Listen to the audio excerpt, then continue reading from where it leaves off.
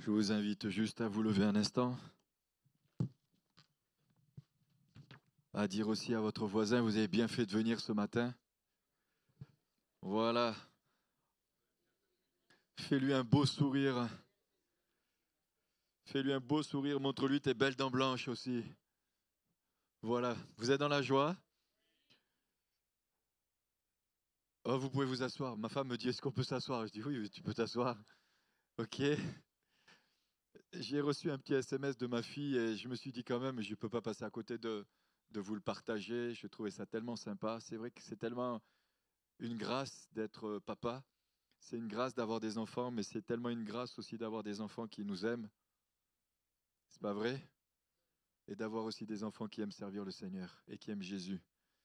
Et je vous lis simplement parce que ça m'a tellement touché avant de prêcher que je me suis dit, je ne peux pas garder ça pour moi. Ça serait être égoïste. Joyeuse fête, mon papa, je suis tellement fier d'avoir un super papa. Vous voyez, depuis que je vous le dis. Depuis que je vous le dis. J'ai des confirmations que je reçois par SMS. Tu es un... Tu es... Tu es sous... Je reprends. Vous m'avez fait paniquer là. Non. Joyeuse fête, mon papa, je suis tellement fier d'avoir un super papa et un super pasteur comme toi. Confirmation. Tu es un soutien tellement important dans ma vie, tu me remotives, tu me soutiens, tu me fais rire. Je suis ta femme numéro un. C'est vrai parce qu'à toutes mes blagues, il y a quelqu'un qui rit. Alors bonne fête mon papa, mon super papa, tu es mon super héros. Je t'aime très très fort. Amen. Je savais que j'étais un héros pour quelqu'un. Ma femme, c'est fini, elle y pense plus, mais mes filles, elles y pensent encore. Alléluia. Quelle joie et quelle grâce. Vous savez, une fois... Non, je vais m'arrêter là. J'y vais, hein, c'est vrai. Hein. Une fois, j'arrive à l'école, elle était toute petite. Elle arrive en courant devant tout le monde. Elle me dit, Papa, je t'aime de tout mon cœur. Alléluia. Comment ne pas fondre? Par contre, vous pouvez leur poser les questions. Elles savent exactement comment il faut faire pour qu'elles aient tout ce qu'elles veulent. Voilà, c'est ça d'avoir des filles. Ce matin, j'aimerais partager la parole de Dieu avec vous. Et j'aimerais dire aussi que c'est une grâce de pouvoir la partager. C'est un privilège, c'est une grâce, c'est un honneur. Et j'aime tellement partager la parole de Dieu, mais je sais aussi que parfois on peut avoir des messages qui sont un peu piquants, qui bousculent un petit peu. D'ailleurs, j'en profite pour dire que j'ai fait une petite série de messages sur le rejet. Si vous n'avez pas encore eu l'occasion de l'écouter, allez sur notre chaîne YouTube Église Épi et puis écoutez les messages, partagez-les. Il y a aussi d'autres messages que les frères, les sœurs ont partagés ces derniers temps. Allez les écouter, partagez-les, profitez, faites profiter aussi à ceux qui ont besoin d'entendre la parole de Dieu, d'entendre des messages qui puissent nous aider à aller plus loin. Amen. Seigneur, je te bénis, je te rends grâce et je te remercie pour ta parole. Merci, qu'elle ne retourne pas à toi sans avoir produit son effet. Seigneur, je veux te rendre aussi grâce particulièrement dans cette jour des fêtes des pères, parce que c'est un privilège d'être papa. C'est un honneur, c'est un privilège, c'est une grâce que tu nous as faite d'avoir aussi des enfants. Et je veux penser particulièrement à tous ceux qui n'arrivent pas à en avoir. Que ta bénédiction soit sur leur vie. Que ta grâce soit sur leur vie aussi, dans le nom de Jésus. Que tu puisses les bénir aussi particulièrement dans ce jour, au nom de Jésus. Amen.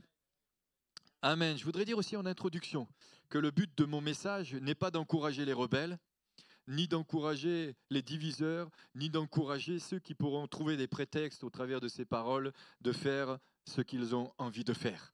Mais j'ai envie qu'au travers de ce message, ça nous aide poursuivre, à poursuivre et à rentrer dans notre destinée. Parce que le thème de mon message ce matin, c'est poursuis ta destinée. Poursuis ta destinée. Je crois que Dieu a un plan, a un destin, a une destinée pour chacun de ses enfants. La Bible dit, c'est pourquoi l'homme quittera son père et sa mère et s'attachera à sa femme et les deux deviendront une seule chair. On est d'accord qu'il y a une destinée pour le couple, il y a une destinée pour l'homme, il y a une destinée pour la femme. Je n'avais pas prévu de donner ce verset, mais il est venu, donc je vous le partage de tout mon cœur. Si tu es célibataire, il y a une destinée aussi pour toi dans le mariage. Si tu n'as pas reçu le don de célibat, il y a une destinée aussi pour toi.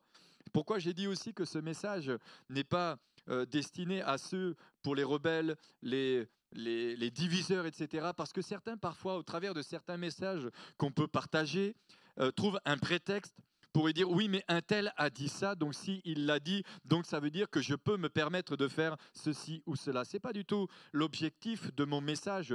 Tout à l'heure, Ludo a parlé de oubliant ce qui est en arrière et me portant ce qui est en avant, je cours vers le but pour remporter le prix de la vocation céleste à laquelle j'ai été appelé, à laquelle je suis destiné. Il y a un but, mais nous n'atteignons pas le but de n'importe quelle manière. D'abord, la signification de destinée. Destinée, c'est destin particulier d'un être.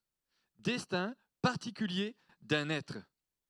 John Maxwell, pour ceux qui connaissent, ceux qui ont fait pas mal d'études ou ceux qui ont pas mal côtoyé des leaders, il y a un grand leader aux États-Unis qui s'appelle John Maxwell et il a fait pas mal de livres d'ailleurs pendant plusieurs années. J'ai enseigné ici sur le leadership, a écrit ceci ou a dit ceci: le destin est un mélange d'opportunités, de hasard et de choix personnels. J'ai trouvé que c'était très intéressant. Le destin est un mélange d'opportunités, de hasard et de choix personnels. Le hasard, c'est pour ceux qui ne connaissent pas Dieu. Ou alors, quelqu'un dira que le hasard, c'est Dieu qui a fait quelque chose de spécial ou de particulier pour moi. Ou quelqu'un a dit encore, derrière le hasard, c'est signé Dieu. Le proverbe japonais aussi a dit, le destin est comme une rivière qui coule sans cesse. Il faut s'y adapter. Moi, j'aime aller chercher un petit peu ce que les hommes ont dit. Je vous dirai 2-3 choses que j'ai aussi écrites moi-même, pas que les autres, mais j'ai écrit des choses intéressantes. Donc, quand je les dis, je les stipule aussi que c'est moi. C'est quoi ton destin? Je sais plus, il y en a un qui dit c'est mon destin. Je ne sais pas si ce n'est pas les inconnus qui racontent ça, mais qu'est-ce que ton destin? On parle beaucoup de destin. Il y a beaucoup de messages sur la destinée, sur le destin. Je cherche mon destin, c'est mon destin. Parfois, on croise des situations où on croise des gens qui nous disent « mais ça, c'est mon destin ». C'est comme une fatalité. C'est une question pas toujours évidente à répondre, pas non plus simple. Le destin est un thème complexe et qui suscite de nombreux débats et des questionnements. Pour certains, ils diront que tout est écrit d'avance. Certains diront, quand ils parlent de destin, de toute manière, tout est écrit d'avance. Mais on verra que notre destin dépend aussi des choix et des décisions et des orientations que nous prenons. Il y a des décisions et des choix que nous prenons qui nous permettent de vivre le destin que Dieu a permis que je puisse vivre. Mais il y a des fois, le destin que je poursuis, ce n'est pas le destin que Dieu a pour moi, mais c'est moi-même qui me crée mon propre destin. Amen? C'est mon destin. C'est comme ça, et c'est pas autrement. Ou quelqu'un dira même, nous côtoyons quelqu'un qui disait souvent, de toute manière il est comme ça, il ne pourra jamais changer, c'est comme ça, c'est sa vie. Non, non, non, il y a des possibilités que Dieu nous donne ou nous offre, et il y a des opportunités que Dieu nous permettra de vivre et de rentrer si nous avons cette honnêteté intérieure, cette obéissance et cette capacité de dire oui Jésus, je veux suivre ce que toi tu as préparé pour moi. Non pas ma volonté, mais ta volonté. Non pas ce que je veux, mais ce que toi tu veux. Non pas ce que je désire, mais ce que toi tu désires pour moi. Ah là, j'ai senti un amen un peu plus conséquent.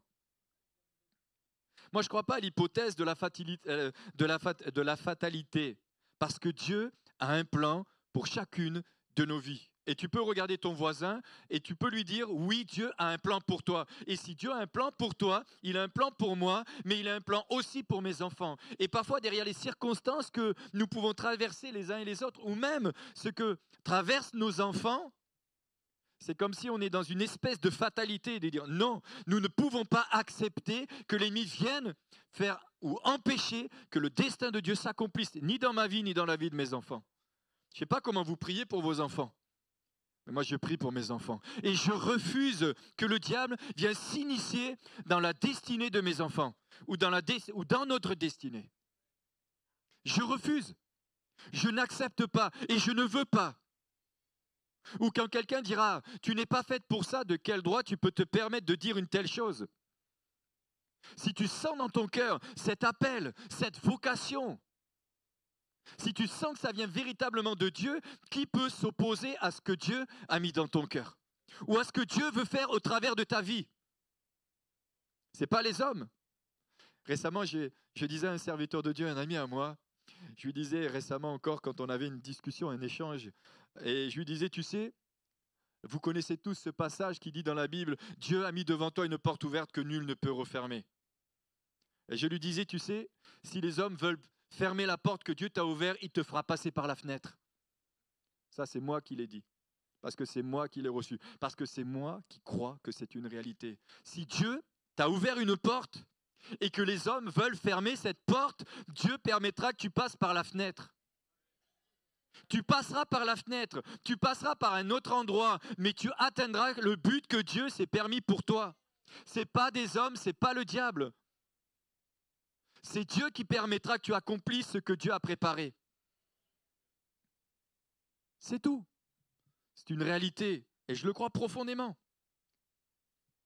Je ne crois pas cette hypothèse parce que Dieu a un plan pour chaque personne et c'est à chaque personne de le vouloir.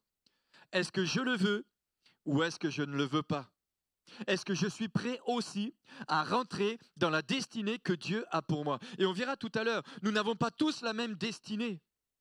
Comme nous n'avons pas tous la même vocation. Et quand je regarde dans Hébreux chapitre 11 et je vois la destinée que Dieu avait pour certains, ce n'était pas la gloire, ce n'était pas le succès, ce n'était pas les honneurs, ce n'était pas de prêcher devant des milliers de personnes, ce n'était pas de guérir tous les malades, ce n'était pas d'imposer les mains, c'était de vivre la persécution. Mais c'était leur destinée. Et c'est leur destinée encore pour certains chrétiens et croyants sur cette planète. Allez évangéliser l'Afghanistan, vous allez voir.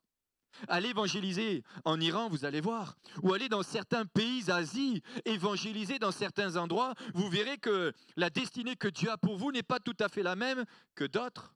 Je ne suis pas contre le fait que Dieu nous permette de prêcher l'évangile devant des milliers de personnes. Ça m'arrive quand je vais en Afrique et je vous avoue, je me réjouis. Et je suis content. Et quand je vois ce que Dieu fait, je suis heureux. Mais tout l'envers, vous ne le connaissez pas non plus. Quand le frère tout à l'heure, il dit « Priez pour moi parce que je pars en Afrique », il y a des fois, quand tu reviens, tu as des palus costauds. Hein. Je me rappelle des derniers palus que j'ai faits. Waouh! Ah, ces petites bestioles, tu ne les vois pas, les moustiques. Hein. Mais quand elles te piquent, parfois il y a de drôles de conséquences. Hein. Dans le psaume 31, versets 14 à 16, il est dit « Mais en toi je me confie, ô Éternel, je dis, tu es mon Dieu. Mes destinées sont dans ta main. Délivre-moi de mes ennemis et de mes persécuteurs. Fais luire ta face sur ton serviteur. Sauve-moi par ta grâce. Mes destinées sont dans ta main. Mes destinées ne sont pas dans la main de ceux qui m'entourent. Mes destinées ne sont même pas dans la main de ma femme, ni dans la main de ton mari. Tes destinées sont dans les mains de Dieu. Et tes destinées sont dans les mains du Dieu Tout-Puissant, du Dieu trois fois saint, du Créateur du ciel et de la terre. Voilà où sont tes destinées. La Bible dit que l'homme a été créé à l'image de Dieu, mais il a été créé aussi avec une conscience. Nous avons tous une conscience. Tous. Bien sûr, il y en a qui sont vraiment flétris. Hein. Et nous avons tous aussi une morale. Et c'est ainsi que Dieu a déposé dans le cœur de l'homme la pensée de l'éternité. Mais cela, ça veut dire quoi? Ça veut dire tout simplement que nous avons une responsabilité, les uns et les autres, des choix que nous allons faire. Nous aurons une responsabilité dans les choix que nous allons faire, dans les choix et dans les décisions. Les choix et les décisions, hein, je peux dire on m'a poussé, ou je peux dire j'étais sous pression et j'ai dû prendre cette décision, mais c'est quand même toi qui l'as prise. Adam et Ève dans le jardin d'Éden, eh bien, ont peut-être été tentés par le diable, mais c'est quand même eux qui ont pris la décision. La femme pourra dire mais c'est pas ma faute, c'est le mari que tu as mis à côté de moi, ou le mari a dit c'est pas ma faute, c'est la femme, mais n'empêche pas moins qu'il a permis qu'elle prenne cette décision et elle a mangé l'arbre de la connaissance du bien et du mal et elle en a subi les conséquences. Et aujourd'hui, parfois, nous pouvons nous retrouver dans des situations ou dans des circonstances. C'est ni la faute de Pierre, ni la faute de Paul, ni la faute de mon père, ni de ma mère, ni de mon frère, ni de ma sœur. C'est simplement les conséquences de mes décisions et de mes choix. C'est tout. Et c'est pareil dans le domaine spirituel. Est-ce qu'aujourd'hui, j'ai fait le choix de prendre Jésus dans ma vie? Est-ce que j'ai fait le choix d'accepter Jésus comme étant mon Seigneur et mon Sauveur? J'écoutais quelqu'un cette semaine, ça m'a fait un peu froid dans le dos, qui disait, je ne sais pas choisir, j'ai des amis dans les deux camps, j'ai des amis en enfer et j'ai des amis au paradis. Waouh! Eh bien moi j'ai déjà fait le choix. Moi j'ai choisi Jésus et j'ai choisi le paradis. Et mes amis, qu'ils choisissent aussi le même Dieu que moi. Comme ça on sera tous ensemble. Il y a des choix et des décisions que nous devons prendre. Et ce matin, si tu n'as pas encore donné ta vie à Jésus, donne ta vie à Jésus. Accepte Jésus comme étant ton Seigneur et ton Sauveur. Demande pardon pour tes péchés. C'est ta responsabilité. Le jour où tu seras devant Dieu, tu ne pourras pas dire « Eh bien, je ne savais pas » parce qu'aujourd'hui, tu as entendu.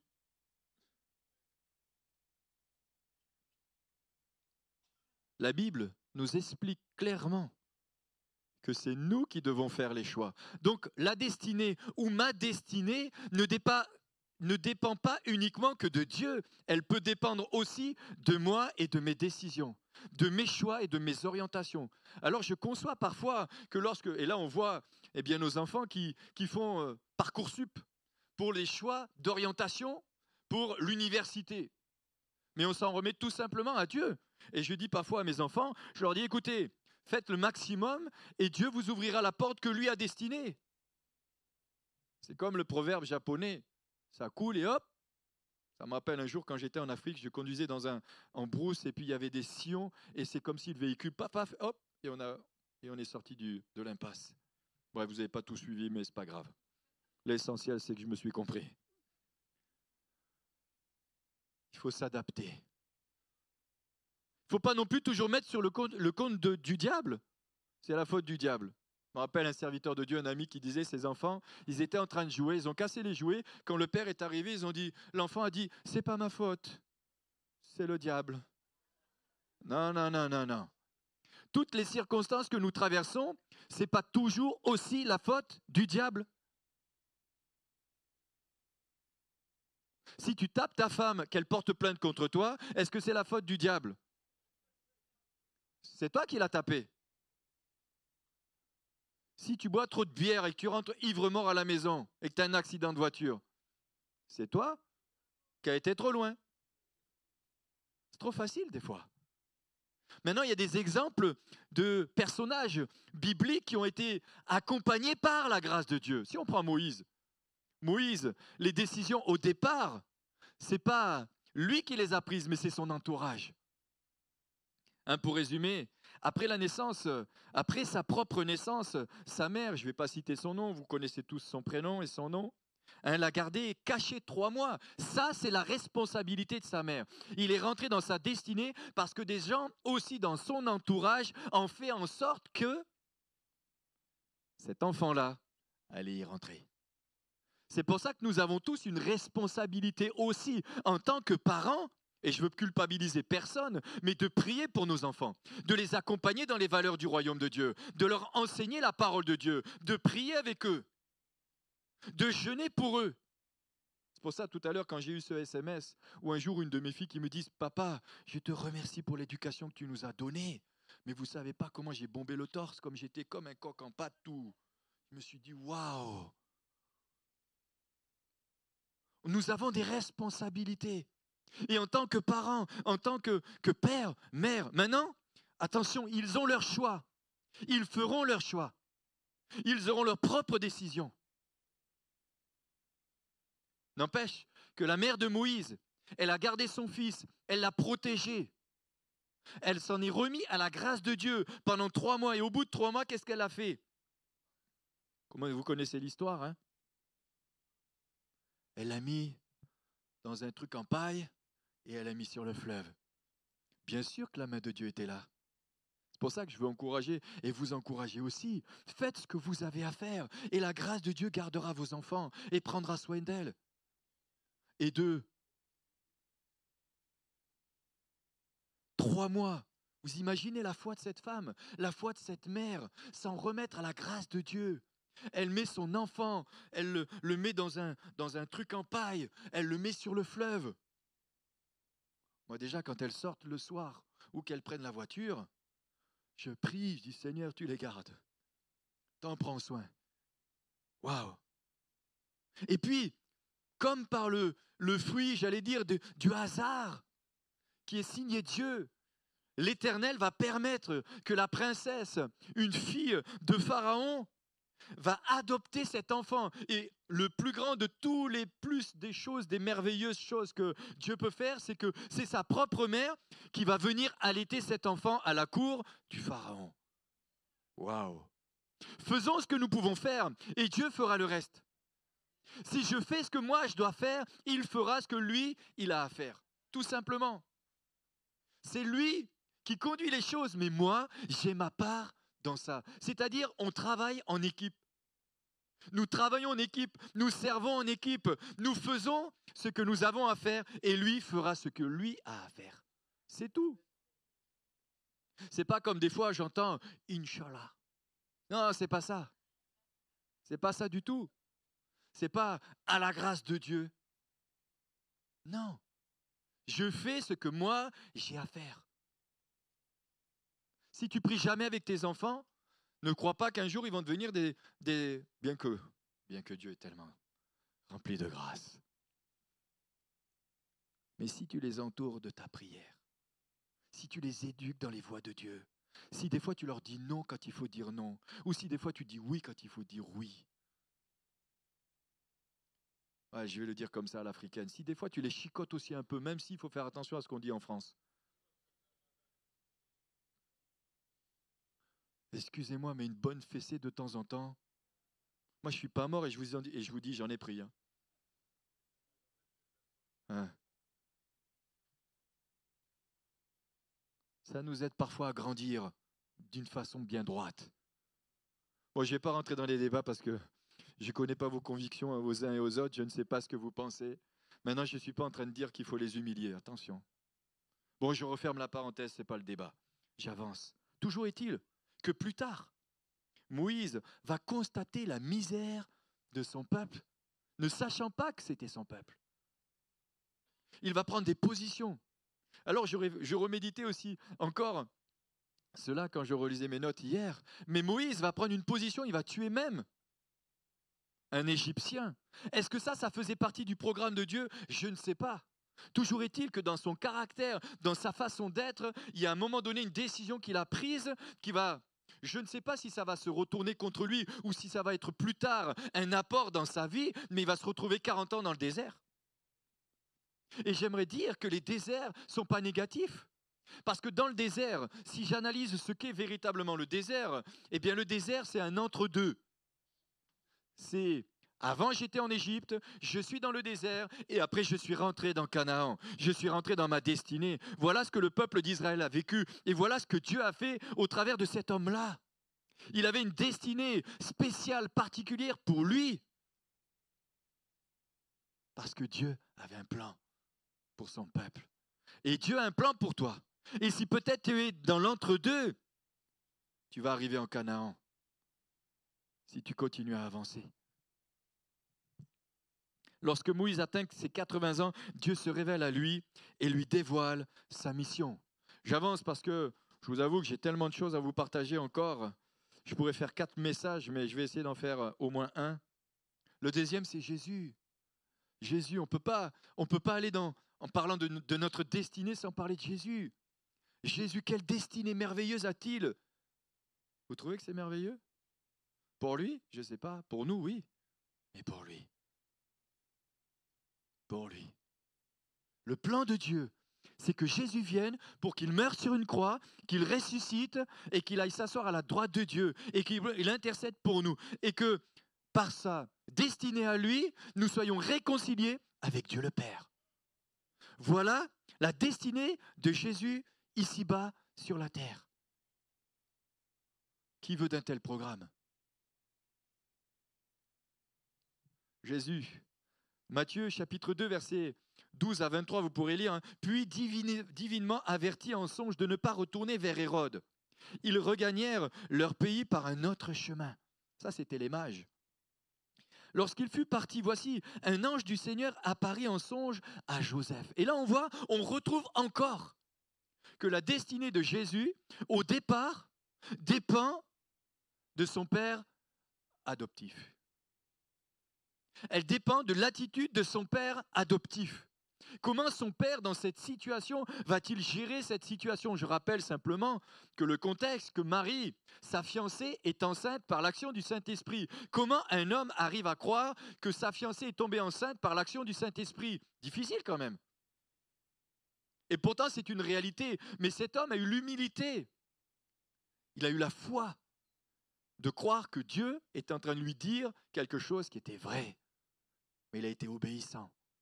Et la destinée, elle dépend de ceux qui nous entourent parfois. Mais elle dépend aussi des choix et des décisions, comme je l'ai dit tout à l'heure, et des orientations que je vais faire. Un ange lui parle. Alors vous allez me dire, c'est facile, c'est un ange. Mais parfois, est-ce que tu es sûr que c'était véritablement un ange? Il dira, lève-toi, prends le petit enfant et sa mère et fuis en Égypte, et reste-y jusqu'à ce que je te parle, car Hérode cherchera le petit enfant pour le faire périr. Il cherchera le petit enfant, pourquoi? Pour le faire périr. Moi, je bénis Dieu. Des fois, j'explique des choses à ma femme sur du vécu que j'ai. J'ai failli me noyer 2 fois. 2 fois. La deuxième, j'avais même pas 5 ans. Il faut dire que j'étais un casse-cou. Ils m'ont mis sur une espèce de bateau gonflable. Et bien sûr, un gamin comme moi, il est tombé dans l'eau. Hein. Je m'en rappelle encore. Il m'a rattrapé par les cheveux. Allez, rien ici. 2 fois. Accident de voiture et j'en passe. Même au Centrafrique, on m'a sauté dessus avec les couteaux pour me tuer. Mais ça n'a pas marché. Dieu avait une destinée. Et je suis sûr que si on s'arrêtait 5 minutes les uns et les autres, nous pourrions tous dire « Ouah, moi j'ai vécu ça, il s'est passé quelque chose de surnaturel. » Un jour, une voiture me prend en plein... J'étais en train de faire du vélo, bien sûr, j'ai coupé le feu, le stop et bam, une voiture, mais je suis tombé d'un autre côté. Je me suis même posé la question, ce n'était pas un ange qui m'avait déposé. Tiens Manu, tu n'as pas fait exprès.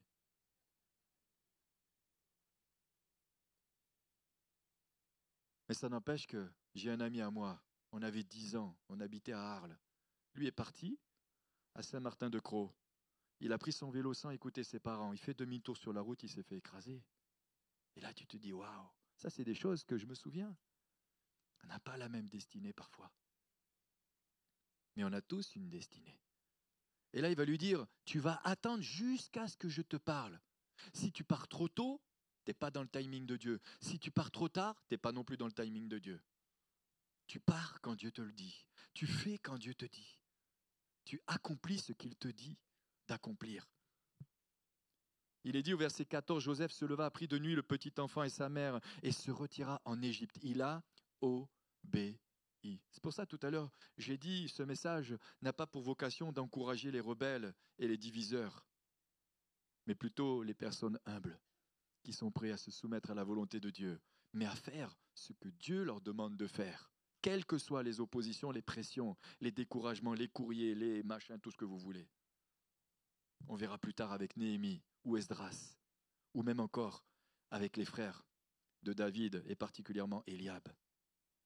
Il dira plus loin, je passe parce qu'il y a tellement de choses à dire, verset 19, quand Hérode fut mort, voici un ange du Seigneur apparut en songe à Joseph en Égypte et dit, lève-toi, prends le petit enfant et sa mère et va dans le pays d'Israël, car ceux qui en voulaient à sa vie, ceux qui en voulaient à la vie du petit enfant sont morts.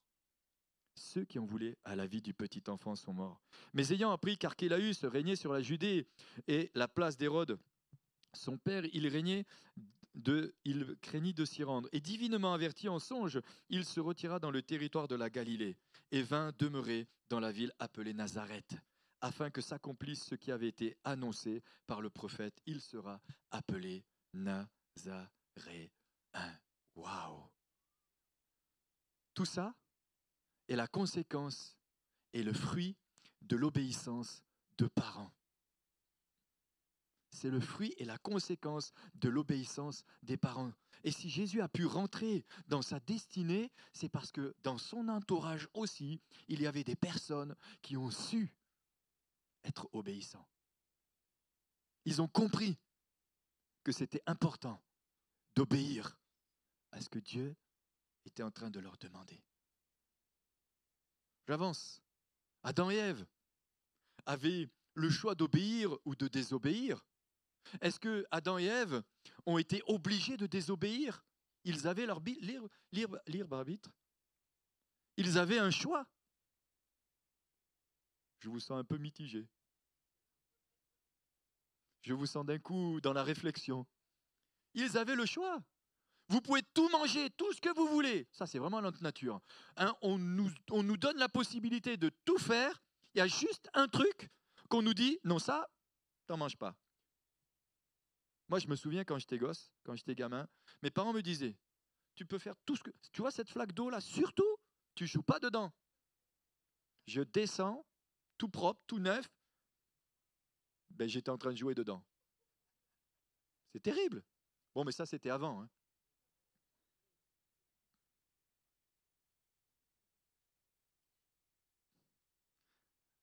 J'avance.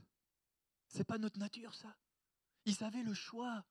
Vous pouvez manger de tout, tout, tout, tout, tout. Mais l'autre, il est venu. L'autre, il est, comment je parle? L'autre est venu subtilement. Mais tes yeux vont s'ouvrir. Et ça se rappelle des fois, tu devrais venir avec nous. Notre église, elle est mieux. Ils sont tellement mieux. Et puis quand tu arrives là-bas, au bout d'un moment, tu te dis, ah, mais tout compte fait, ils sont pires que les autres. J'aurais mieux fait de rester où j'étais.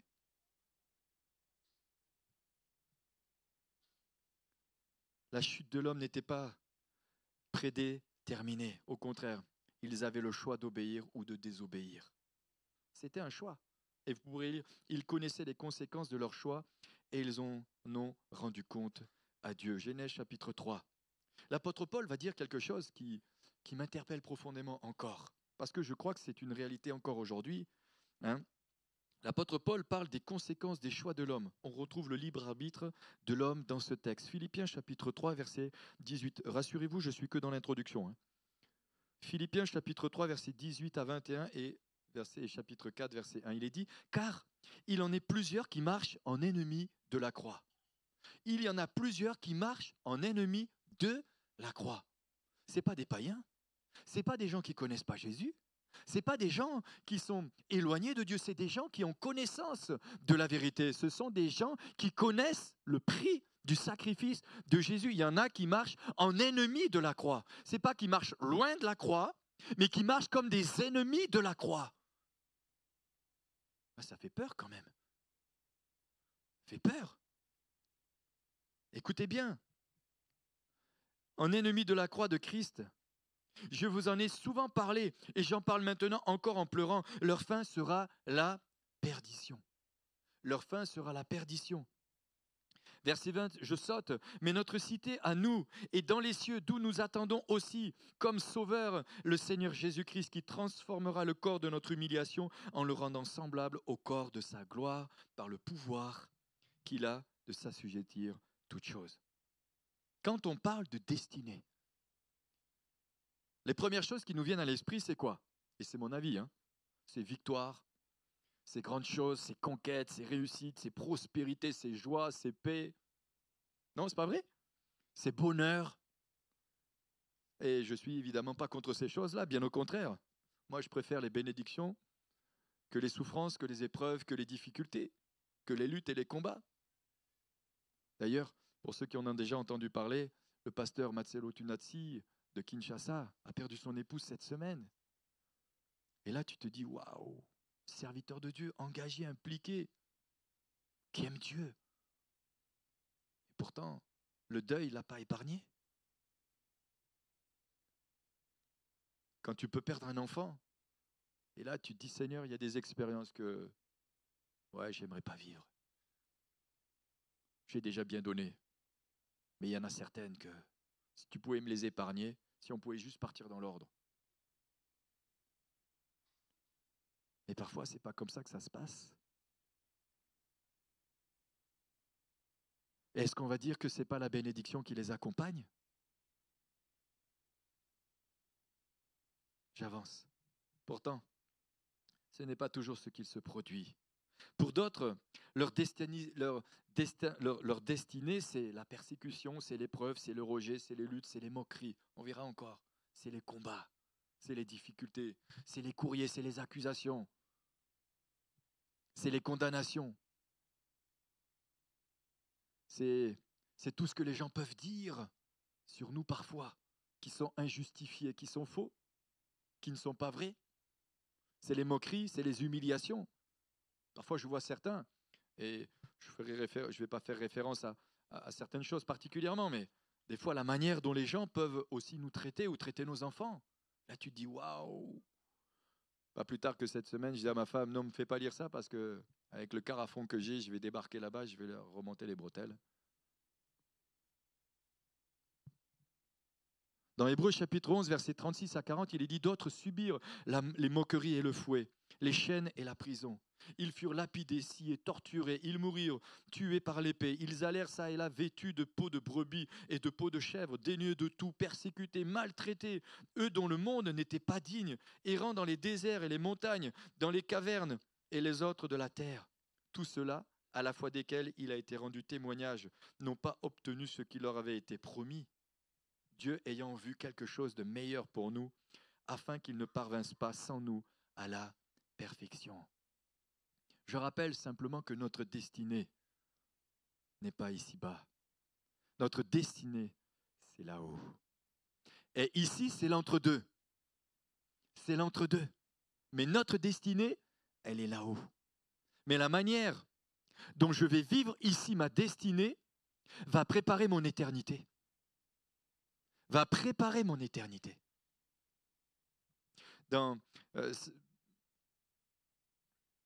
Parce que pour moi, en finalité, la destinée, c'est je cherche la volonté de Dieu. Je cherche à faire ce que Dieu a préparé pour moi. Je me souviens quand je me suis converti, je l'ai déjà dit, je le redis encore, une des choses, et c'était mes prières encore il n'y a pas tellement longtemps, j'ai dit Seigneur, je n'ai pas tout quitté pour rien. Je n'ai pas tout quitté pour rien vivre. J'ai tout quitté pour vivre des choses particulières avec toi.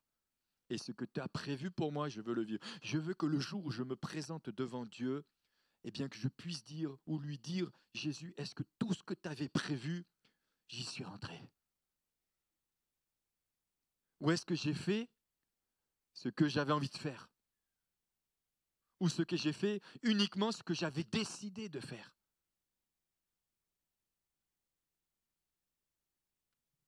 Romains chapitre 12, verset 2, il est dit, ne vous conformez pas au siècle présent, mais soyez transformés par le renouvellement de l'intelligence afin que vous discerniez quelle est la volonté de Dieu, ce qui est bon, agréable et parfait. Vous savez qu'aujourd'hui, c'est très à la mode de chercher sa destinée. Vous tapez Google, ou vous tapez YouTube, ou vous tapez ce que vous voulez, et vous allez voir toutes sortes de messages. Comment rentrer dans sa destinée? 7 clés pour vivre sa destinée. Le combat de la destinée est un combat de disciples. La puissance de ta destinée. Et puis je peux en rajouter plein. Alors celui-là, poursuis ta destinée, je ne l'ai pas trouvé. Bon, mais je vais le mettre, donc vous allez le trouver aussi. Mais poursuis ta destinée, ce n'est pas la même chose que rentre dans ta destinée.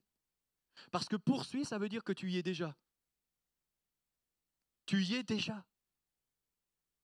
Donc poursuis-la, ne la lâche pas, ne te laisse pas détourner de ta destinée. Et je le dis, j'ai eu une pensée quand j'étais assis là. Et je vous le dis, pour quelqu'un, tu te poses la question si cette église est ton église. Oui, c'est ton église. Et le Seigneur te le dit. C'est ton église. C'est ton église. C'est une réponse à ta question. Et quand je le dis, je sens l'Esprit de Dieu qui confirme et atteste ce que je suis en train de dire, que c'est une pensée de Dieu. Mais parfois, je me dis, mais et ceux qui ont quitté leur église pour en chercher une autre, qui n'est pas la leur, sont-ils toujours dans leur destinée? C'est une bonne question, ça. Bien sûr qu'on a un Dieu de grâce, mais il faut se poser quand même certaines questions.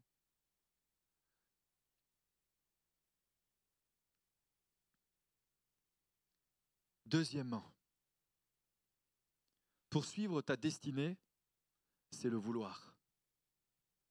Si tu veux poursuivre ta destinée, il faut que tu le veuilles. Alors je redis une petite phrase que je suis allé courir l'autre jour, ça m'est venu, je l'ai raconté plusieurs fois, mais peut-être qu'il y a des gens qui ne l'ont pas entendu aujourd'hui, donc je vais vous la redire encore. C'est si tu t'écoutes, tu t'arrêtes. Si tu avances, tu provoques le miracle. Mais hier, je suis tombé sur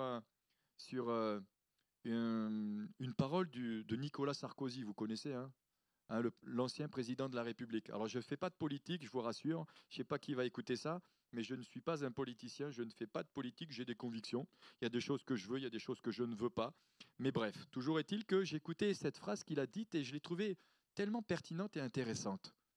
Et je pense qu'elle nous amène aussi à une certaine réflexion. C'est comme récemment, je disais à mes filles, je ne parle pas comme un vieux, je parle comme quelqu'un qui a de l'expérience. Ce n'est pas la même chose. Mais écoutez bien ce qu'a dit Nicolas Sarkozy. L'envie, c'est la clé. Les gens pensent que ça se joue à l'intelligence, au talent. Nous, on rajouterait au don. Non, ça se joue à l'envie. J'avais envie de brûler les planches. J'avais envie de faire cela. On m'a dit c'est trop tôt. Les mêmes m'ont dit ensuite c'est trop tard. Je me suis dit tiens, c'est drôle, j'ai connu ça aussi. Et ce que je peux dire, et à ceux qui nous écoutent, n'écoutez jamais ceux qui vous disent que vous avez trop d'ambition, que vos rêves sont trop grands. Il faut rêver grand. Il faut rêver grand quand on est jeune, parce que la vie s'occupe de réduire vos ambitions. Je trouvais intéressant. Il faut rêver grand dans le Seigneur. Il faut rêver grand dans le Seigneur. Il y a des âmes qui se perdent. Il y a des hommes et des femmes qui ont besoin d'entendre parler de l'Évangile. Voilà mon ambition, gagner des âmes, voir une église qui évangélise, une église qui se lève, des équipes d'évangélisation qui se lèvent, qui prennent le temps de se lever, d'aller annoncer l'évangile, de prier pour les malades, de guérir ceux qui passent par des moments difficiles, de prêcher l'évangile, de rentrer dans ce que Dieu nous a dit, aller par tout le monde et prêcher la bonne nouvelle à toute la création. Oui, des églises qui sont implantées dans chaque ville, dans chaque village. Oui, que notre église grandisse encore. Je ne veux pas d'ambition trop petite. Et l'ennemi a essayé par tous les moyens d'ouvrir les portes de derrière, mais on les a fermées à clé. Pour qu'on puisse construire et bâtir ensemble. Et de voir des âmes se donner à Jésus. Le Seigneur n'oblige personne à faire sa volonté, mais il nous a montré l'exemple de sacrifice, du sacrifice de soi. Jésus a renoncé à tout pour que nous puissions rentrer dans notre destinée.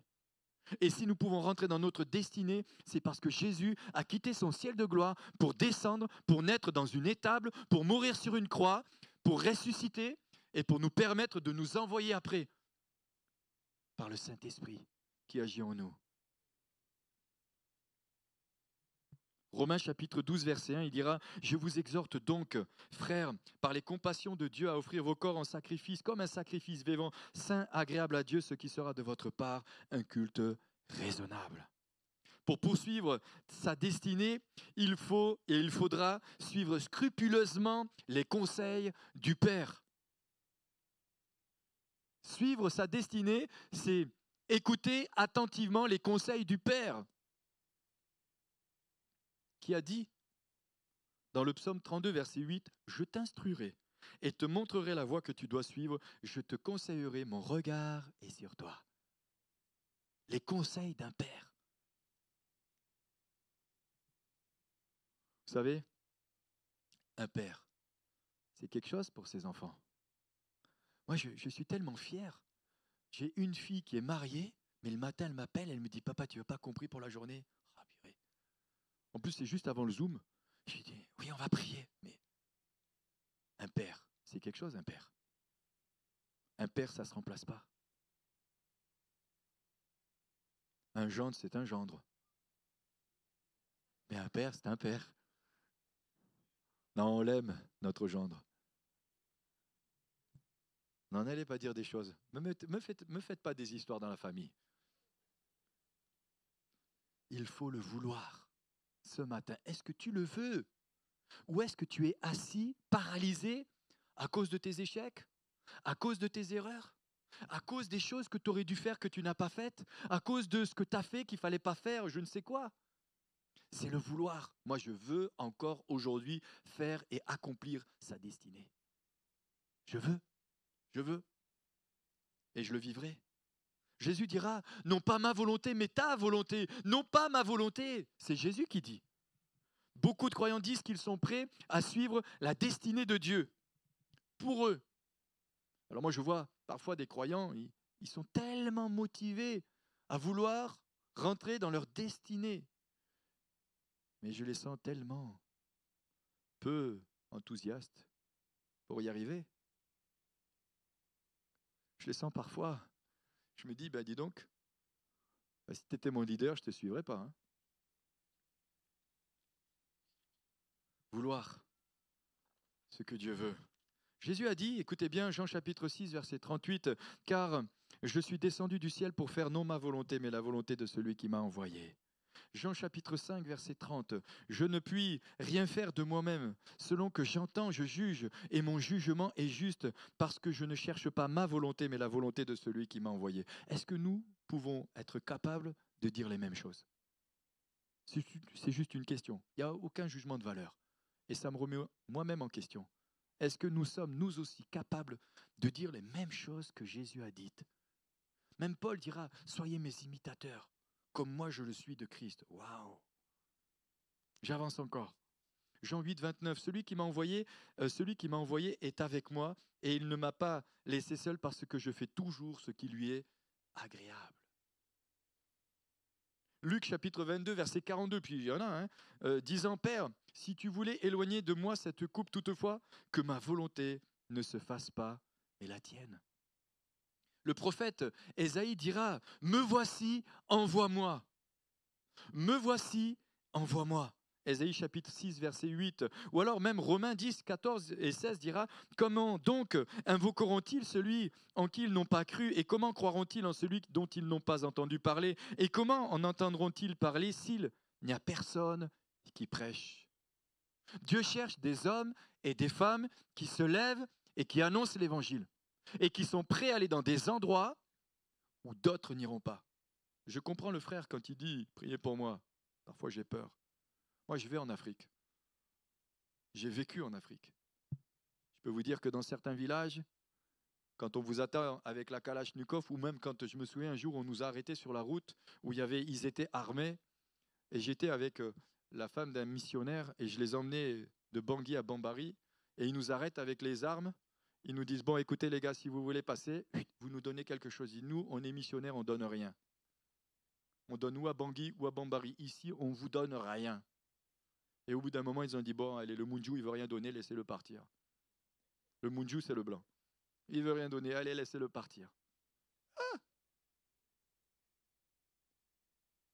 un jour, il y en a un, il m'a arrêté. Il m'arrête. Il est trop bien. Il me prend mon permis. Ça, c'est quand on te prend ton permis, c'est la catastrophe là-bas. Et je finis par aller le récupérer à la gendarmerie. Parce que j'avais des relations. Et chaque fois, bon, il était à la sortie du village et hop, on y avait droit. Et puis un jour, j'étais à Bangui. Et puis, on arrive à PK12, pour ceux qui connaissent, PK12, paf. Et puis là, on présentait nos passeports, nos affaires, enfin, on préparait etc. Et puis, il me dit, oh, mais vous avez un... Bon, bref. Et puis, tout compte fait, il me laisse partir. Et au moment où j'allais partir, je vois le gendarme que j'avais à Bambari, il me toque à la porte du véhicule, il me dit, vous pouvez pas m'emmener? Je dis, écoute, si tu arrives à trouver une place sur le pick-up, vas-y, hein, monte. Il monte, il a fait les 400 km avec nous. Depuis ce jour, il m'a plus jamais arrêté. Ma destinée avait changé dans cet endroit. C'était fini. C'est des petits détails, mais n'empêche, c'est pas les moindres. Me voici, envoie-moi. Est-ce qu'on est prêt à aller dans des endroits? On a baptisé des gens dans des marigots. On avait des vers de pied. On s'est fait attaquer par des serpents. On a vécu des situations et aujourd'hui je me dis mais je suis tellement heureux d'avoir vécu ce que j'ai vécu parce que j'ai des choses à raconter quand je prêche. Si tu veux raconter des choses, vis des choses.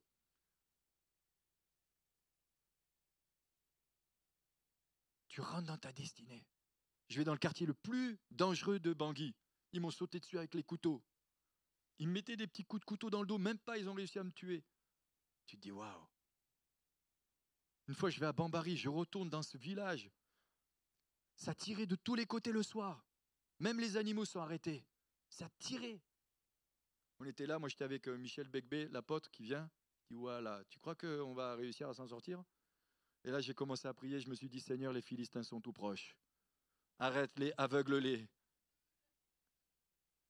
N'empêche que ça s'est arrêté. Le lendemain, on est reparti. Dieu nous a gardés. Et on a vécu tellement de choses. J'ai aimé ce qu'a dit tout à l'heure aussi Ludo, parce que Ludo a dit quelque chose de pertinent. Moi et ma maison, nous servirons l'Éternel. Il ne savait pas ce que j'allais prêcher ce matin. Enfin, je n'ai pas le souvenir que je lui avais dit. Et je ne savais pas ce qu'il allait dire. Mais Josué est le successeur de Moïse. Et Josué a dit, moi et ma maison, nous servirons l'Éternel. Mais c'est une déclaration qu'il a faite. C'est lui qui a dit, voilà notre destinée. Moi et ma maison. Vous, vous choisissez qui vous voulez. Mais nous, voilà qui nous choisissons que nous allons servir. Et je le redis ce matin, même si tu ne le vois pas, même s'ils ne sont pas encore en Christ, peu importe, ça va venir. Laisse Dieu faire. C'est Dieu qui fait les choses. Toi, reste à marcher dans cette destinée-là.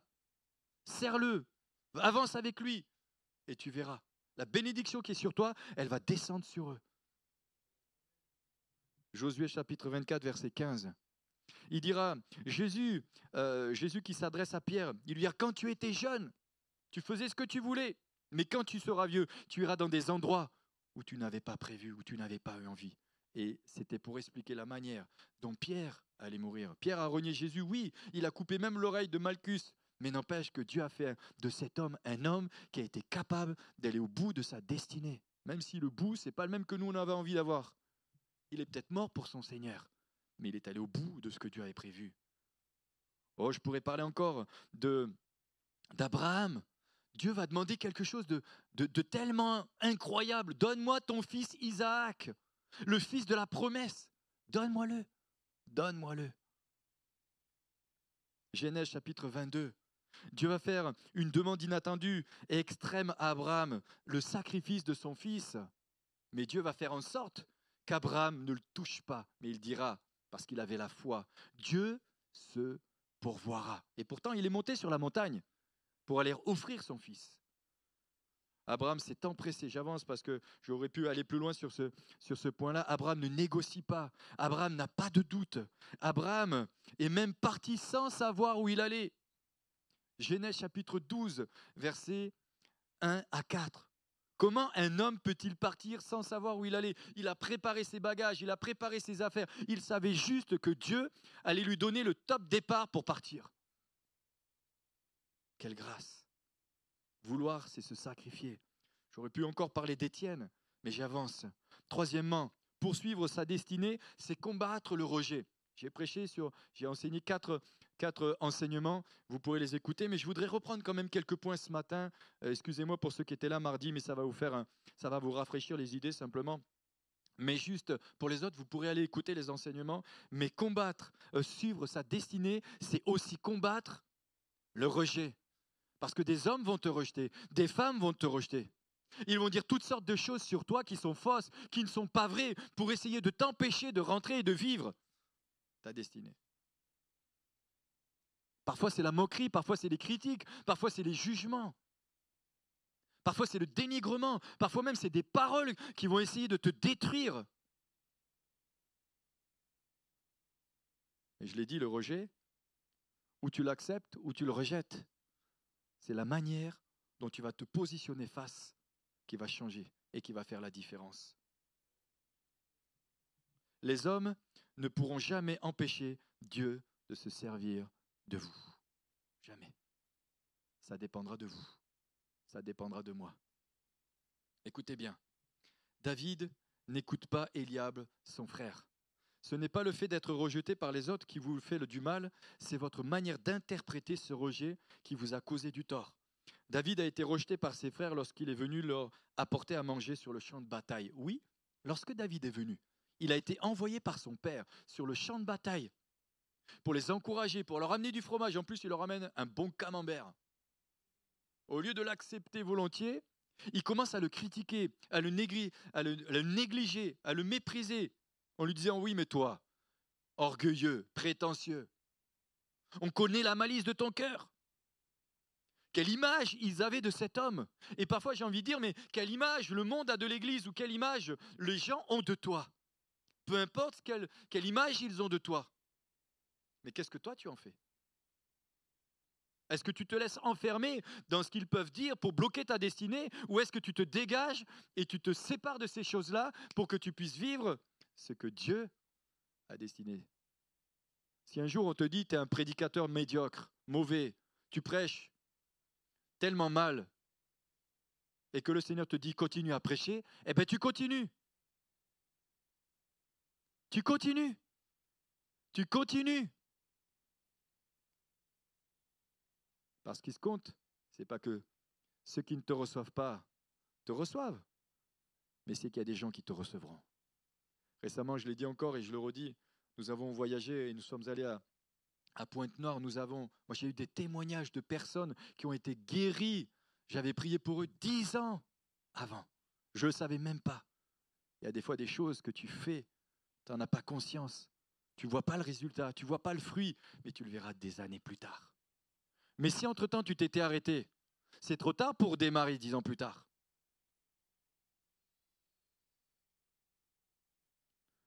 1 Samuel chapitre 17, verset 28. Eliab, son frère aîné, qu'il avait entendu parler à ces hommes, fut enflammé de colère contre David.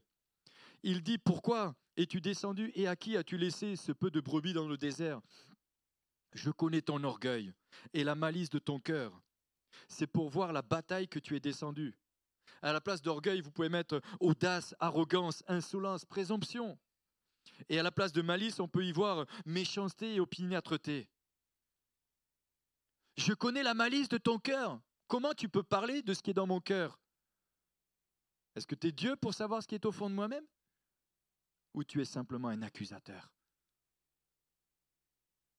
Pour aller plus loin, il dira, dans 1 Samuel chapitre 17, versets 29 à 32, David répondit, qu'ai-je à faire? Ou qu'ai-je donc fait? Une fois de plus, il dit, mais qu'est-ce que j'ai fait encore? Qu'est-ce que j'ai bien pu faire? Qu'est-ce que j'ai fait? T'as rien fait? C'est pas ta faute, c'est l'autre. Ne puis-je pas parler ainsi? Et il se détourna de lui pour s'adresser à un autre et fit les mêmes questions. Il s'est détourné. Et moi, j'aime l'attitude de David. C'est qu'il ne s'est pas laissé arrêter. Il ne s'est pas laissé enfermer. Il y avait une destinée qui était prévue pour lui et au travers de lui. Et la destinée que Dieu avait prévue, c'est que son père l'a envoyé sur le champ de bataille pour qu'il puisse détruire le Goliath. C'est ça sa destinée. C'était ça sa destinée. Et son frère a voulu l'en empêcher par toutes sortes de paroles, j'allais dire, méprisantes, de dénigrement, pour le rabaisser. Mais lui a dit, ouais, qu'ai-je? C'est quoi ton problème? Laisse. Et pourtant, dans la culture, on respecte les aînés. On fait attention à l'aîné. On ne touche pas à l'aîné. Mais là, il a compris que c'était spirituel, c'était divin. Il a compris la différence. Il dira, le peuple lui répondit comme la première fois lorsqu'on eut entendu les paroles prononcées de David, on le répéta devant Saül et le fit chercher. David dit à Saül que personne ne se décourage à cause de ce Philistin. Ton serviteur ira se battre avec lui. Ton serviteur ira se battre avec lui. Est-ce qu'on est prêt à relever des défis? Est-ce qu'on est prêt à relever les défis que Dieu va mettre devant nous? Ou est-ce qu'on va se laisser aussi arrêter parce que les gens vont dire, parce que les hommes vont dire, parce que certains pourront dire, même parfois certains aînés peuvent dire. Des fois, ça m'est arrivé encore cette semaine de relire certains courriers que j'avais reçus de certaines personnes. Je me suis dit, ouh là là, ça remonte. Ouh. Ah ouais, ça m'a fait bizarre d'un coup. Je me suis dit, non, ça ne m'empêchera pas de continuer et d'aller au bout dans ma destinée. Et je ne lâcherai pas ce que Dieu m'a donné. J'avance. Jésus savait aussi que les disciples seraient eux aussi rejetés et confrontés dans les mêmes circonstances que lui. Tout le monde n'a pas envie d'entendre la bonne nouvelle. Mais Jésus va dire quelque chose et on va le voir rapidement encore, puisque le temps passe vite. Matthieu chapitre 10, versets 11 à 14. Il est dit, dans quelque ville ou village que vous entriez, informez-vous s'il s'y trouve quelques hommes dignes de vous recevoir et demeurer chez lui jusqu'à ce que vous partiez. En entrant dans la maison, saluez-la. Et si la maison en est digne, que votre paix vienne sur elle. Mais si elle n'en est pas digne, que votre paix retourne à vous. Lorsqu'on ne vous recevra pas et qu'on n'écoutera pas vos paroles, sortez de cette maison ou de cette ville et secouez la poussière de vos pieds. Voilà ce que Jésus a dit à ses disciples. Secouez la poussière de vos pieds si on ne vous reçoit pas. Ils avaient reçu un mandat et nous avons reçu un mandat. Et parfois nous voulons connecter avec des personnes. Mais si ça ne marche pas, il ne faut pas le faire. On ne se lamente pas sur notre sort, on avance. On poursuit. Parce que Dieu est avec nous. Dieu nous accompagne. On n'est pas en rupture, on avance. Qu'ai-je à faire avec toi? Écoutez bien. Premièrement, 4 attitudes à adopter face au rejet des Éliabes. 4 attitudes, rapidement. Chaque fois que vous ne serez pas accueillis dans une ville, premièrement, secouez la poussière de vos pieds. Secouez la poussière de vos sandales. Ça peut arriver. Maintenant, il faut discerner, on verra ça tout à l'heure. Mais c'est possible qu'on ne vous reçoive pas. C'est possible. Eh bien, tu secoues la poussière de tes pieds. Il n'a pas dit d'arrêter. Il n'a pas dit de se lamenter sur soi. Jamais il a dit ça. Ne faites pas l'objet de votre méditation quotidienne. Laissez tomber. Deuxièmement, qu'est-ce qu'il dit? Tournez-vous vers d'autres horizons. Mais tournez-vous vers un horizon où on vous accueille, où on vous reçoit, où on vous aime. Si tu es dans un endroit où on ne t'aime pas, tu les bénis, tu pries pour eux et tu te tournes vers un horizon où on t'aime. David, il a dit, hop. Oh Eliab, tu me fais quoi là? Ça, c'est pas ton problème. Laisse-moi. Moi, je vais poser la... Et il a posé la question à d'autres. Il a eu des réponses. Mais n'empêche que c'est lui qui a libéré Israël. C'est lui qui a été une bénédiction pour les autres. C'est pas ses frères, ils étaient là. Ils étaient en train de l'observer. Ils étaient en train d'essayer de mettre des obstacles pour l'empêcher de rentrer dans sa destinée. Et peut-être il y a des personnes dans ton entourage qui essayent de t'empêcher de rentrer dans ta destinée. Mais il faut t'en détourner. Il y a des moments où il faut arrêter. Ça, c'est comme des cailloux dans la chaussure. Arrête-toi. Enlève-le. Et continue à courir. Moi, j'aime bien aller courir. Mais alors, quand tu as un caillou dans la chaussure, tu as beau te dire, je vais... Maintenant, au bout d'un moment, tu es obligé de t'arrêter. Il faut l'enlever. Il y a quelque part quelqu'un qui a besoin de Dieu, à disposer en vous. Je reprends, quelqu'un a besoin de ce que Dieu a déposé en vous, quelqu'un qui saura reconnaître votre valeur, quelqu'un qui saura reconnaître qui tu es et reconnaître ta véritable valeur. Tu es une perle devant Dieu. Tu es belle, tu es beau devant Dieu. Tu es précieux devant Dieu. Pourquoi rester là où on te méprise? Si maintenant tu te sens méprisé ici, viens me voir. On aura peut-être certainement des choses à te demander pardon. Ce qui m'étonnerait quand même. N'empêche, il y a d'autres raisons. Troisièmement, comprenez que vous avez une grande valeur devant Dieu. Une personne qui vous rejette est une personne qui ne sait pas discerner ou apprécier et reconnaître votre valeur. La Bible dira, je suis une belle créature devant Dieu.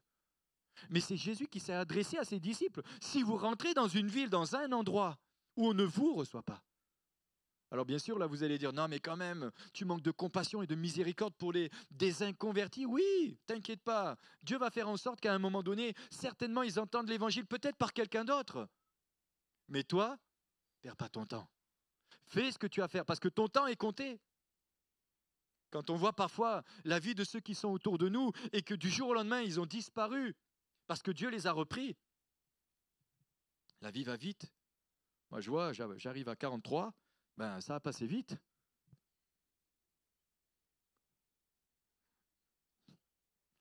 Ah, tu peux en rajouter encore. Je continue. Chantal, elle est en train de se délecter, de dire plus. Quatrièmement, secouez vos épaules et continuez d'avancer vers votre destinée. Secouez vos vêtements, secouez. Il y a des moments dans la prière, comment je fais, Seigneur? Je me dégage de toutes ces choses. Je me dégage de ces paroles. Je me dégage de ces jougs. Je me dégage de ces pressions charnelles et humaines. Je ne garde pas ça sur ma vie. J'avance et je rentre et je vis ma destinée. Ça va, je suis en forme. Mais bien aimé, qui le fait véritablement. Tu dois le faire. Tu dois apprendre à le faire. Il y a des âmes qui ont besoin d'entendre parler de l'amour de Jésus. Et des fois, on est enfermé dans des situations qui nous empêchent d'annoncer la bonne nouvelle du royaume de Dieu. Parce qu'on est préoccupé par des choses qui nous attirent sur un ring dans lequel on n'a pas à y monter. On va vite y arriver rapidement. Continuez de développer votre potentiel, de laisser Dieu vous construire et vous serez ces mêmes personnes, vous verrez ces mêmes personnes venir pour vous demander de l'aide comme l'ont fait les frères de Joseph. C'est intéressant ce qu'a dit aussi Sarkozy. Pardon, hein, je sais pas. N'empêche que ce qu'il a dit, c'est intéressant. Mais quand on voit comment ils l'ont mis de côté, il ne faut pas avoir de faille. Hein. Troisièmement ou quatrièmement, poursuis ta destinée. Quand tu vois ta destinée t'échapper, prends autorité. Et ça, c'est ta responsabilité. Prends autorité quand tu vois ta destinée. C'est pour ça qu'il y a des choses parfois qui sont prononcées sur nos vies, sur nos enfants, sur l'Église. Prends ta destinée en main et brise ces malédictions. Détruis-les. Si on dit tu es un incapable, tu détruis ces paroles. Si on te dit tu n'y arriveras pas, tu détruis ces paroles. Si on te dit tu n'es pas appelé à faire ceci et tu sens que c'est Dieu qui t'a dit, détruis ces paroles et fais-le. Je suis un peu en colère ce matin. Parce qu'il y a des moments, ce n'est pas les autres qui prennent autorité, c'est toi qui prends autorité. Et la Bible le dit. Et si on veut toucher tes enfants, si on veut toucher ta famille, si on veut toucher tes enfants pour les empêcher de rentrer dans leur destinée, c'est ta responsabilité de prier et d'intercéder. Et c'est ta responsabilité de te positionner spirituellement. Même si tu es KO, même si tu es cassé, même si tu es détruit, tu te relèves, tu te remets en place et tu prends cette autorité que Dieu t'a donnée. Et tu les libères dans la prière. C'est toi qui le fais. Et tu ne permets pas qu'on les touche.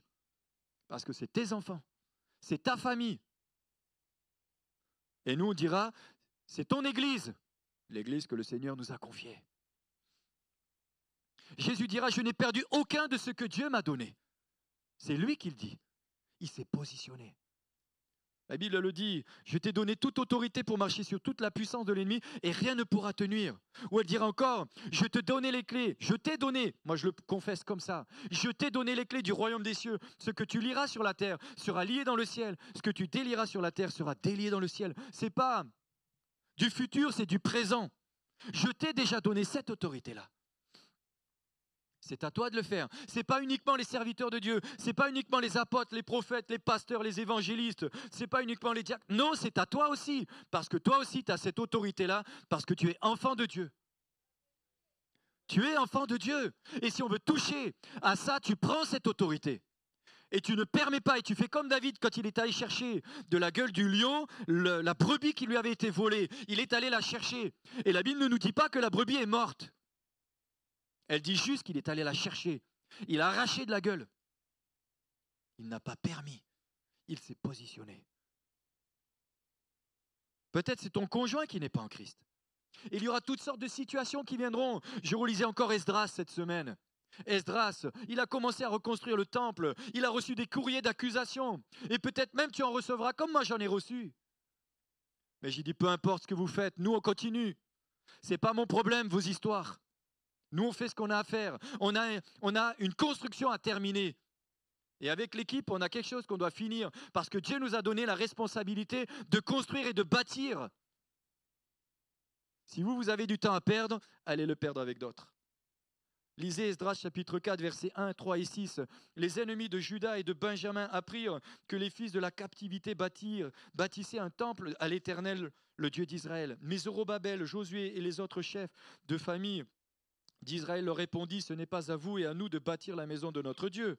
Nous la bâtirons, nous seuls, à l'Éternel, le Dieu d'Israël, comme nous l'a ordonné le roi Cyrus, roi de Perse. Alors les gens du pays découragèrent le peuple de Juda, ils l'intimidèrent pour l'empêcher de bâtir. Ils l'intimidèrent pour l'empêcher de bâtir. Et la construction s'est arrêtée un temps, mais elle a repris.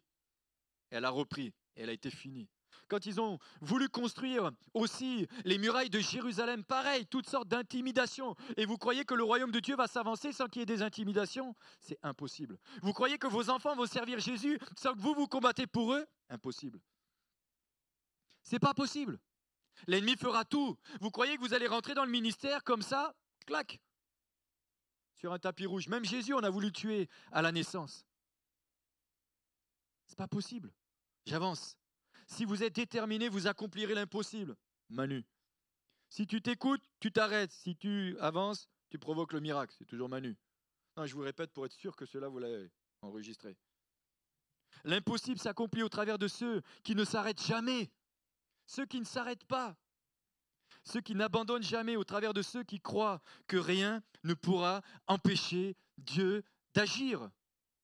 Je ne sais pas si vous... Moi, j'aime beaucoup le sport. Bon, pardonnez-moi, je parle souvent de sport, mais des fois, je trouve ça tellement...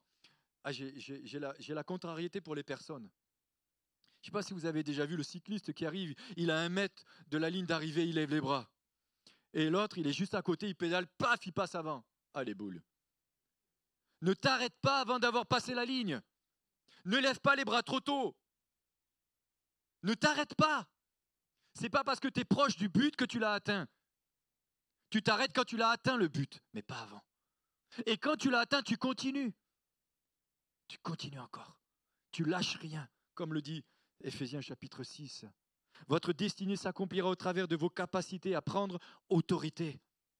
Je t'ai donné toute autorité, nous a dit Jésus, et je l'ai lu, je le dis. Il dira même, j'ai mis devant toi une porte ouverte que nul ne peut fermer. Et comme je l'ai dit tout à l'heure, et je le redis, si les hommes veulent vous fermer la porte, passe par la fenêtre.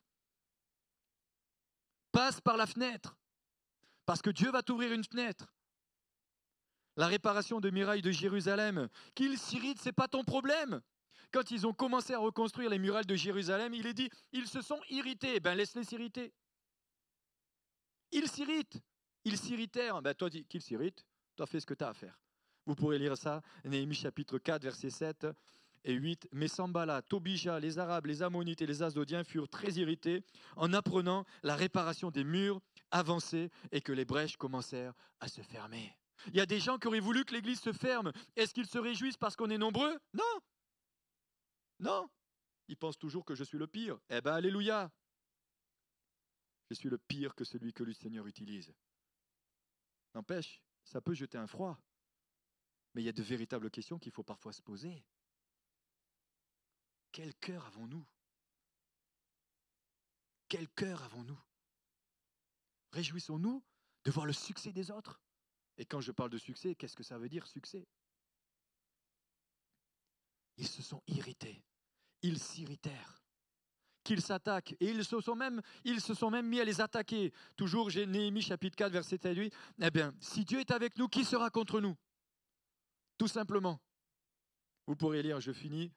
Discernez aussi les pièges, car tu n'as pas de temps à perdre dans des futilités. Et là, c'est ta responsabilité aussi. Discerne les pièges. Néhémie, ils ont commencé à construire. Ils se sont irrités. Ils ont cherché toutes sortes de stratégies. Ils ont envoyé des courriers. Ils ont envoyé aussi des mots, des intimidations. Ils lui ont dit, écoute, viens, on va faire une réunion. Oh, vous me fatiguez avec vos réunions. Faites vos réunions. Moi, je continue. Et regardez bien. Néhémie. 4 fois la même demande. Et je leur fis les mêmes réponses. Sambala m'envoya ce message 5 fois par son serviteur qui tenait à la main une lettre ouverte. Il y était écrit le bruit, etc., etc. Et lui, il va leur répondre. Je fis répondre, Sambala, ce que tu dis là n'est pas. C'est toi qui l'inventes. Tous ces gens voulaient nous effrayer et ils se disaient, ils perdront courage et l'œuvre ne se fera pas maintenant, ô Dieu, fortifie-toi. Alors je vais appeler les musiciens si vous voulez bien me rejoindre. J'avais encore poursuite à destinée, toi seul peut-être un empêchement. Et puis, on aurait pu encore aborder poursuite à destinée, les temps difficiles n'effacent pas les promesses de Dieu. Poursuite à destinée, ne t'arrête pas avant que la course soit terminée. Est-ce qu'on peut se lever un instant? Ne t'arrête pas avant que la course soit terminée. Débarrasse-toi de tout fardeau. Dans l'Hébreux chapitre 12, verset 1, il est dit « Nous donc aussi, puisque nous sommes environnés d'une si grande nuée de témoins, rejetons tout fardeau et le péché qui nous enveloppe si facilement et courons avec persévérance dans la carrière qui nous est offerte. » Courons avec persévérance dans la carrière qui nous est ouverte. Elle nous est ouverte, elle nous est offerte. Courons avec persévérance. Débarrassons-nous de tout fardeau. Qui peut courir avec un manteau? qu'il s'en aille. Le péché entrave notre communion avec Dieu. La préoccupation nous empêche dans des pensées qui préoccupent notre esprit. C'est à vous de le faire. C'est à vous. Ce n'est pas à moi, mais c'est à vous. Poursuis ta destinée. Sache que ceux qui t'ont rejeté, ils reviendront te chercher. Et si j'avais eu plus de temps, j'aurais parlé de Jephthé, lui qui a été rejeté par ses propres frères. Lui, le fils d'une prostituée et d'un père adultère, a été rejeté par ses frères qui, quelque temps plus tard, sont revenus le chercher en lui disant « Sois un libérateur pour nous ». Et c'est ce qu'il a été. Seigneur, je te bénis, je te rends grâce. Je te remercie pour ta fidélité. Merci pour ta parole. Est-ce qu'on peut juste rester attentif? Même si les enfants sont en train d'arriver, est-ce que peut-être le piano aussi peut jouer? Juste un instant. Je voudrais pas m'arrêter comme ça, même si le temps est un peu avancé. De toute manière, pour le temps, c'est la faute à Ludo. Est-ce qu'on peut juste rester un instant? Je crois que c'est important ce que j'ai partagé ce matin. Je crois que c'est un message qui vient de Dieu. Est-ce qu'on peut fermer nos yeux juste un instant? Fermons nos yeux. Gardons pas nos yeux ouverts. Juste. Es-tu dans la destinée de Dieu? Es-tu dans la destinée que Dieu a prévue pour toi? Es-tu dans cette destinée que Dieu a prévue? Peut-être juste un instant, pendant qu'on a nos yeux fermés. Ce matin, mon désir, c'est pas de culpabiliser personne. Ce matin, mon désir, c'est pas que tu repartes en te disant je suis culpabilisé parce que j'ai pas réussi à faire ceci ou j'ai pas fait cela, ou peut-être, par rapport à mes enfants, c'est un échec, ou peut-être je ne sais quoi. On a tous raté des choses. Et la grâce nous accompagne tout simplement. Qui peut dire qu'il a appris à être parent? Personne. Qui peut dire qu'il a appris à gérer ceci et cela? On l'apprend. On peut tous vivre des échecs et on vit tous des échecs. On vit tous des situations où ça ne s'est pas passé comme on l'aurait aimé. Mais ce matin, je crois que le Seigneur veut nous ramener les uns et les autres dans la destinée que Dieu a préparée. Quel que soit ce que tu as vécu, quel que soit ce que tu as pu vivre, peut-être tu dois te dégager de certains Éliabes qui te disent des choses. Peut-être tu dois même, et c'est ce que j'ai dit à quelqu'un de particulièrement, et c'est même ce que j'ai fait cette semaine, peut-être il y a des lettres d'accusation que tu as reçues. Des lettres avec des mots forts qui ont été écrits. Et cette semaine, j'ai ressorti certains mails que j'avais reçus, je les ai imprimés, je les ai dit à certaines personnes qui étaient concernées par ça. Et ensuite, je suis rentré à la maison et je l'ai brûlé. Et peut-être il y a des mots qui ont été dits sur ta vie. Il y a des mails qui ont été écrits sur toi. Il y a peut-être des choses qui ont été faites, des paroles qui ont été prononcées. Peut-être en rentrant à la maison, écris-les. Et brûle ce papier. Détruis-les. Peut-être que ces choses sont là sur ta vie et qui veulent t'empêcher de rentrer pleinement dans ta destinée. Et je sais que tu as reçu un appel. Tu es appelé à servir. Mais tu te laisses encore arrêter. À cause de ces paroles, de ces mots, de ces écrits, de ces choses que tu as vécues. Et ce matin, je crois profondément que le Seigneur te dit, ressaisis-toi. Remets-toi en phase avec l'Éternel. Remets-toi en harmonie, en osmose avec ce Dieu. Ce Dieu qui t'aime, ce Dieu qui a préparé des choses particulières pour toi. Ce matin, le Seigneur te dit, ressors ça. Mets-les, écris-les. Peut-être c'est même ton père ou ta mère qui t'a dit certaines choses. Tu les écris. Et tu prends cette autorité que Dieu t'a donnée pour les détruire au nom de Jésus. Et tu le brûles. Mets pas le feu à la maison, mais tu le brûles. Tu trouves un endroit et tu détruis. Et tu prends la décision, comme il a été dit tout à l'heure à la Sainte Seine, oubliant ce qui est en arrière et me portant vers ce qui est en avant. Je cours vers le but pour remporter le prix de la vocation céleste de Dieu en Jésus-Christ. Tu te positionnes, tu te remets en face. C'est peut-être ton mari qui t'a dit, peut-être c'est ta femme, peu importe. Peut-être même tu as dit des paroles à un de tes enfants. Tu demandes pardon aussi. Étends ta main, Seigneur, ce matin. Étends ta main, Seigneur, ce matin. Te prions d'agir, Seigneur. Restons juste encore un instant pendant que la musique... Peut-être il y a des choses qui sont en train de venir à la surface, venir à la lumière. Notez-les. Simplement. Ne vous laissez pas culpabiliser ou accuser, ni condamner. Peut-être il y a même des personnes, peut-être tu es même dans une relation toxique avec quelqu'un. Et peut-être le Seigneur est en train de te dire, dégage-toi de cet Eliab. Sépare-toi de cette personne. Il n'y a pas d'avenir avec elle. Il n'y a pas d'avenir. Il n'y a pas d'avenir. Parce que le Seigneur a autre chose pour toi. Le Seigneur a autre chose. Peut-être c'est dans le travail. Peu importe, je ne sais pas. Seigneur, je te prie d'étendre ta main. Peut-être si certains vous avez été concernés. Juste pendant que nos yeux sont fermés, que les yeux de tout le monde sont fermés, peut-être juste mettez votre main sur votre cœur. Si vous avez été concerné, je prierai un instant. Seigneur, étends ta main. Étends ta main, Seigneur. Oh Seigneur de gloire, étends ta main ce matin. Oui, je vois certaines mains. Seigneur, tu étends ta main, tu agis ce matin. Seigneur, je te prie pour toutes les personnes qui sont concernées ce matin. Je te rends grâce parce que tu es un Dieu de gloire. Tu es le Dieu qui libère, Seigneur. Tu es le Dieu qui délivre. Tu es le Dieu qui restaure. Tu es le Dieu qui donne la capacité à faire ce qui est à faire. Au nom de Jésus. Je te bénis, Seigneur, et je te rends grâce et je te remercie pour ta parole. Donne-nous de vivre et de rentrer pleinement et de poursuivre notre destinée. Oui, tu as des choses que tu as préparées d'avance. Nous voulons les accomplir. Seigneur, je veux voir des âmes se donner à toi. Je veux voir des équipes d'évangélisation se lever. Je veux voir des hommes et des femmes se lever, rentrer dans le ministère. Je veux, Seigneur, voir des implantations d'églises. Au nom de Jésus. Seigneur, je veux voir cette école biblique se développer du mieux de nous.